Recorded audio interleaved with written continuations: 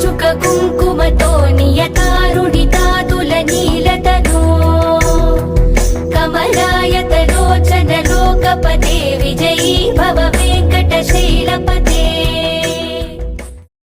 శ్రీ వెంకటేశ్వర ఆస్ట్రాలజీని వీక్షిస్తున్న ప్రేక్షకులకు నమస్కారం.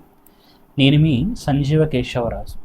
ఈ వీడియోలో మనం ప్రధానంగా తెలుసుకోబోయే అంశం ఈ మార్చి నెల 1వ తారీఖు నుండి 31వ తారీఖు వరకు, అంటే 1వ తారీఖు షష్ఠి నుండి 31వ తారీఖు షష్ఠి వరకు జరగబోయే ఒక కాల పరిమితి, ఈ కుంభరాశి గల వారికి ఎలా ఉంటుంది, వీరి విధానం ఏమిటి అనేది మనం బాగా పరిశీలన చేసినట్లయితే ప్రధానంగా ఈ సమయంలో వీరికి చాలా వరకు అనవసరమైన ఖర్చులు ఎక్కువగా ఉన్నాయని చెప్పి మీరు గుర్తుంచుకోండి. ఎందుకంటే ఈ సమయకాలంలో మీరు పెట్టే ఖర్చు అది చాలా వరకు నష్టమే తప్ప రూపాయి లాభానికి వచ్చేది కాదు.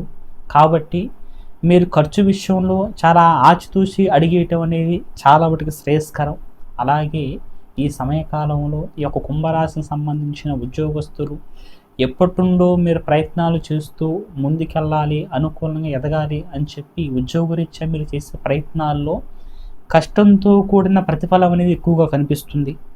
అలాగే ఎప్పటిండో బదిలీలు కావాలి, ఉన్న ఒక స్థానం నుండి ఇంకో స్థానం మారాలి అని చెప్పి మీరు చేసే ప్రయత్నాల్లో కూడా పైనున్న వ్యక్తి వల్ల కొన్ని ఒత్తిళ్ళు అనేవి ఈ సమయకాలంలో యొక్క రాశి గల వారికి ఎక్కువగా కనిపిస్తున్నాయని చెప్పి గుర్తుంచుకోండి.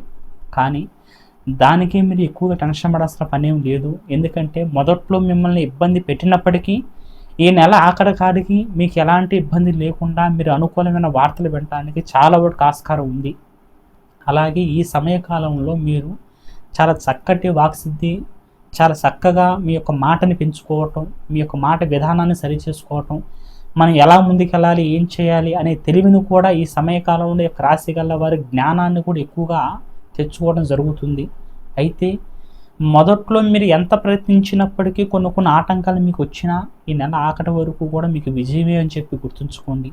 అలాగే వ్యాపార రీత్యా మీరు కాస్త ఎప్పటిండో వ్యాపారం చేయాలి, వ్యాపార రీత్యా ముందుకెళ్ళాలి, అదే మనకి సెట్ అవుతుంది అని చెప్పి మీరు అనుకున్న వారైతే మీరు వ్యాపార రీత్యా కాస్త నిదానంగా ఆగి ఆలోచన చేసి పెద్దవాళ్ళ నిర్ణయం తీసుకొని అడిగేయటం శ్రేయస్కరం తప్ప మీ సొంత నిర్ణయాలు తీసుకోవటం అంత అనుకూలమైన కాదని చెప్పి గుర్తుంచుకోండి. అలాగే ఎక్కడి నుండి కాస్త డబ్బు తేవాలి, డబ్బు తెచ్చి మనం పెట్టుబడి పెట్టినా సరే ధైర్యంగా ముందుకెళ్ళాలి అని కానీ మీకు ఆలోచన కానీ ఉంటే మీరు కాస్త నిదానంగా ఆలోచించి ఈ నెల ఆఖరి వరకు ఆ ఒక నిర్ణయాన్ని అమలు చేసుకోవడం మంచిది తప్ప మొదట్లో అంత శ్రేయస్కరం కాదు. కానీ మీరు ప్రధానంగా ఈ యొక్క కుంభరాశి గల వారికి చాలా శ్రేయస్కరమైన వార్త ఏమిటంటే ఇంట్లో ఉన్న కొన్ని ఇబ్బందులు కావచ్చు, ఇంట్లో ఉన్న కొన్ని సమస్యలు కావచ్చు, చాలా చాకచక్యంగా వీరు ఎలాంటి ఇబ్బంది లేకుండా ఇంట్లో పెత్తందారిగా ఒక పెద్ద రకంగా నిలబడిపోయి ఇంట్లో ఉన్న సమస్యల్ని క్లియర్ చేసుకోవడం చాలా వరకు శ్రేయస్కరంగా ఉంటుంది వీరికి. అలాగే భార్యాభర్తల మధ్య ఇదివరకు ఉన్న సమస్యలు కావచ్చు, ఇదివరకు ఉన్న కొన్ని ఇబ్బందులు కావచ్చు, వాటిని వీరంతటి వీరే కాస్త పెద్ద రకంగా ఆలోచించి ఆ సమస్యలు ఏమి లేకుండా సరి చేసుకోవడానికి చాలా వరకు ఆస్కారంగా ఉంటుంది. అలాగే మీరు ప్రధానంగా గుర్తుంచుకోవాల్సిన అంశం ఏమిటంటే ఆరోగ్యరీత్యా ఈ యొక్క సమయకాలంలో మీరు చాలా వరకు కాస్త జాగ్రత్తగా ఉండాల్సిన అవసరం అయితే ఉంది. ఎందుకంటే దీర్ఘకాలికంగా మీకు గతంలో పడ్డ అనారోగ్య సమస్యలు కాస్త తిరిగి వచ్చే అవకాశాలు ఈ యొక్క సమయంలో ఎక్కువగా కనిపిస్తున్నాయి. కాబట్టి ఆరోగ్యరీత్యా కాస్త జాగ్రత్త పడండి. అది కూడా ఈ నెల మొదట్లోనే మరియు చివరి వరకు ఉన్న అనారోగ్య సమస్యలు అనేవి కూడా మళ్ళీ వాటి నుండి కాస్త మీరు బయటపడి ప్రశాంతంగా ముందుకెళ్ళే యోగం కూడా ఈ యొక్క కుంభరాశి గల వారికి ప్రధానంగా కనిపిస్తుంది. అలాగే మీరు గుర్తుంచుకోవాల్సిన మరో అంశం, శత్రువులు కూడా ఈ యొక్క సమయకాలంలో అనుకోని విధంగా మీకు ఏర్పడతారు అనే అంశాన్ని గుర్తుంచుకొని నూతనంగా మీరు స్నేహితుల్ని తెచ్చుకునే అంశంలో మాత్రం కాస్త జాగ్రత్త పడండి. కరెక్ట్ వ్యక్తులైతేనే స్నేహం చేయండి. అలా కాని ఎడల కాస్త దూరంగా ఉండటమే చాలా వరకు శ్రేయస్కరంగా గుర్తుంచుకోండి. ఈ సమయకాలంలో కాస్త బంధువులతో కావచ్చు, దగ్గర వాళ్ళతో కావచ్చు, తీర్థస్థానాలకి కాస్త దూర ప్రయాణాలకి, వినోదాల్లో పాల్గొనడానికి కూడా చాలా వరకు ఆసక్తి చూపిస్తూ ఉంటారు. అది చాలా వరకు శుభ సంకల్పమే మీకు. అయితే మొత్తానికి మీరు పెద్ద నిర్ణయాలు తీసుకోవడానికి అంత అనుకూలించదు.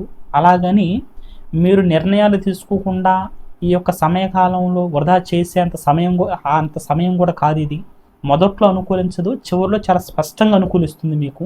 కాబట్టి మీరు తీసుకునే నిర్ణయాలు కాస్త నిదానంగా తీసుకోవటం మంచిదని చెప్పి గుర్తుంచుకోండి. కానీ ఈ యొక్క సమయకాలంలో మీకు అంతా అనుకూలించడానికి శ్రీ వెంకటరమణుడి పూజ చాలా వాటికి శ్రేయస్కరం.